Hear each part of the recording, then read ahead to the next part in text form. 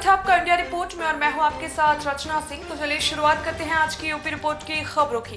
बहराइच के पयागपुर विधानसभा क्षेत्र में आयोजित चुनावी जनसभा में आज प्रधानमंत्री नरेंद्र मोदी ने विपक्ष पर जमकर निशाना साधा है। इस रैली में भारी भीड़ प्रधानमंत्री नरेंद्र मोदी को सुनने के लिए उमड़ पड़ी थी। देवीपाटन मंडल की 19 विधानसभा क्षेत्रों से जनता पीएम को सुनने बहराइच के पयागपुर पहुंची थी। देखिए हमारे संवाददाता अब्दुल अजीज की ये रिपोर्ट। समाजवादी सरकार आतंकी संगठनों पर प्रतिबंध लगाने के तक खिलाफ थी। इसलिए मैं कहता हूं, जो लोग देश की नहीं सोच सकते, देश की सुरक्षा को ताक पर रखते हैं, वो यूपी का कभी भला नहीं कर सकते। भाइयों बहनों, आप मुझे बताइए, और जरा बहराइच से आवाज ऐसी निकलनी चाहिए कि इन गोर परिवारवादियों की नींद उड़ जाए। जवाब देंगे। कुशीनगर में रक्षा मंत्री राजनाथ सिंह ने जनसभा को संबोधित किया है और इस संबोधन के दौरान उन्होंने भाजपा की तमाम उपलब्धियों को गिनाया है। आपको बता दें, उन्होंने योगी के तारीफों के पुल बांधते हुए योगी के कार्यों की सराहना की है। आइए सुनते हैं उन्होंने क्या कुछ कहा है। राजनाथ सिंह जिंदाबाद, जिंदाबाद, जिंदाबाद। राजनाथ सिंह जिंदाबाद, जिंदाबाद, जिंदाबाद। राजनाथ सिंह जिंदाबाद, जिंदाबाद, जिंदाबाद। भारतीय जनता पार्टी जिंदाबाद, जिंदाबाद। भारतीय जनता पार्टी। खबर यूपी के संत कबीर नगर से है, जहां भारतीय जनता पार्टी के उम्मीदवार अंकुर तिवारी के समर्थन में पहुंचे उत्तर प्रदेश के डिप्टी सीएम दिनेश शर्मा ने भारतीय जनता पार्टी उम्मीदवार अंकुर तिवारी के समर्थन में खलीलाबाद विधानसभा क्षेत्र की जनता से एक सभा को संबोधित करते हुए पार्टी की उपलब्धियों को बताया है। उन्होंने कहा है कि जनसभा में जो जन सैलाब दिख रहा है, इस बात का संकेत दे रहा है कि चारों तरफ भाजपा की लहर दिखाई दे रही है। आपको बता दें कि 10 मार्च को जब परिणाम आएंगे तो सपा, बसपा और कांग्रेस जैसी पार्टियां अब तक की राजनीति में सबसे बड़ी हार की तरफ बढ़ेंगी। भारतीय जनता पार्टी न कि अपने लक्ष्य को प्राप्त करेगी, जबकि सारे रिकॉर्ड को तोड़ेगी और यूपी में फिर से सरकार बनाएगी। देखिए संत कबीर नगर से हमारे संवाददाता सदर आलम खान की रिपोर्ट। उमड़ा जो जन सैलाब है वो इस बात का संकेत कर रहा है कि भारतीय जनता पार्टी का जो परचम है, पूरे प्रदेश में जो यात्रा, विजय यात्रा पहले चरण से शुरू हुई थी, दूसरे चरण में और तेज गति को पकड़ा, तीसरे और चौथे चरण तक आते आते उसकी गति बढ़ गई है। अब ये गंतव्य अपने 7वें चरण तक पहुँचते पहुँचते पूरे प्रदेश में भाजपा का जो लहर थी वो सुनामी में बदलते बदलते अब तूफान बनने की तरफ चल रही है।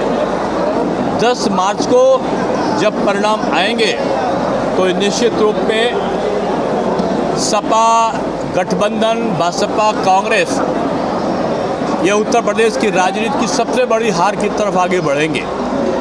भारतीय जनता पार्टी अपनी जीत का पुराना लक्ष्य न केवल प्राप्त करेगी बल्कि तोड़ेगी अपने रिकॉर्ड को, और उत्तर प्रदेश में एक बार फिर से राम राज्य की स्थापना के लिए विकास के उन्मुख सरकार उत्तर प्रदेश में बनेगी।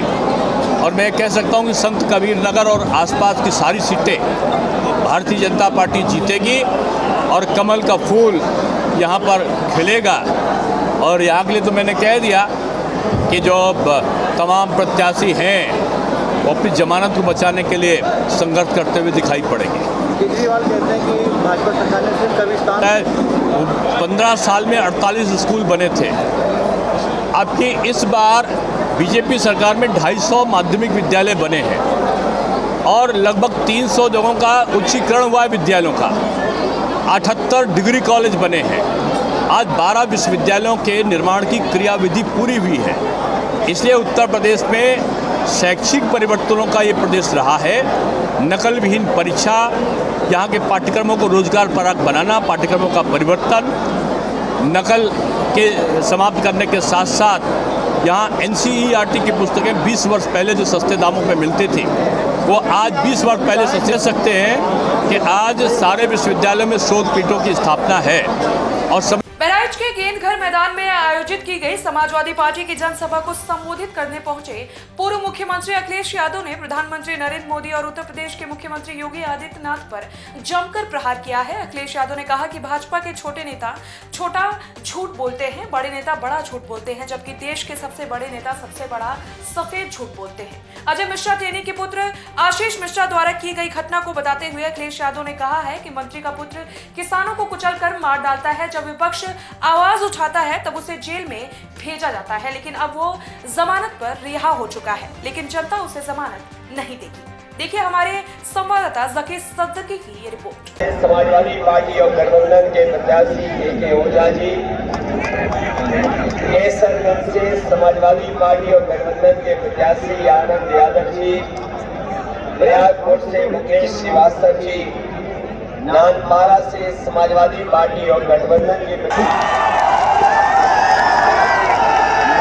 हमारे साथ एमएलसी हाजी इकरार खान साहब, पूर्व विधायक दिलीप वर्मा जी, पूर्व सांसद साफी फूली जी, डॉक्टर अलिया शाह जी, अब्दुल मनान जी, जफरुल्लाह खान साहब। कुशीनगर जिले के हाटा थाना क्षेत्र में स्थित सावित्री हॉस्पिटल के 2 एम्बुलेंस में अज्ञात कारणों से आग लग गई है।